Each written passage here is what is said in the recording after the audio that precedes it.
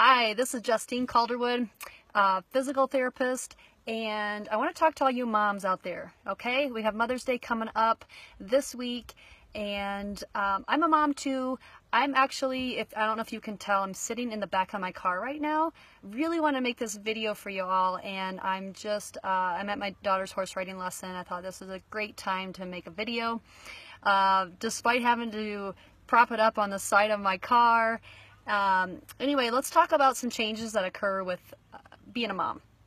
Okay, one thing can be incontinence and leakage. Okay, do you know what I'm talking about? Having to cross your legs when you cough or sneeze, or you've had to maybe give up running, or any kind of quick movements, or sprinting, or even like jumping on the trampoline with your kids, right? Because you're afraid that you're going to leak, or because you know you're going to leak. So that's a problem, isn't it? Okay. So I'm here to tell you as a pelvic physical therapist that there is hope and there is conservative treatment available. Okay. A lot of us moms have been told that we just need to simply do Kegels. We need to strengthen up our pelvic floor muscles because they're weak and that's why we're leaking. There's some truth to that, okay, but it's not the whole truth, okay?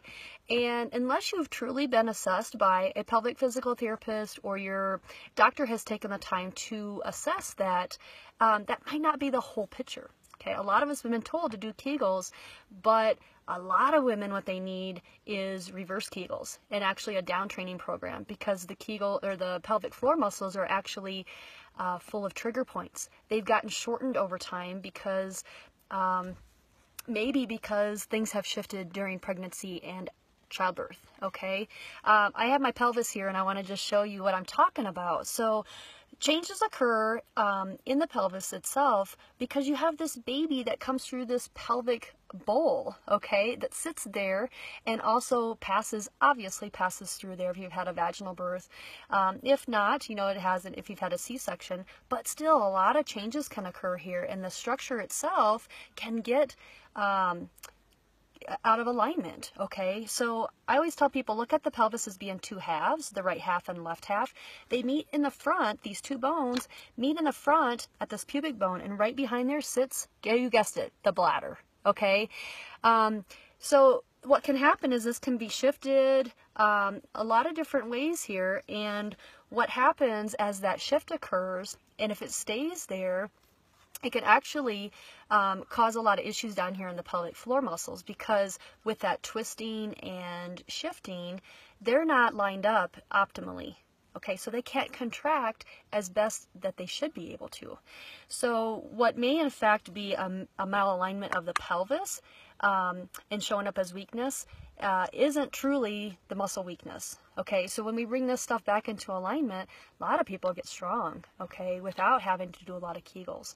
But anyway, I just wanted to tell you that there are people out there like myself that can assess this kind of thing, that can look at not only the bony structure, but also what's going on at the, the abdomen and the hip muscles, over into this area, if they have gotten tight, and what to do about it. Okay, so it may not just be do more Kegels.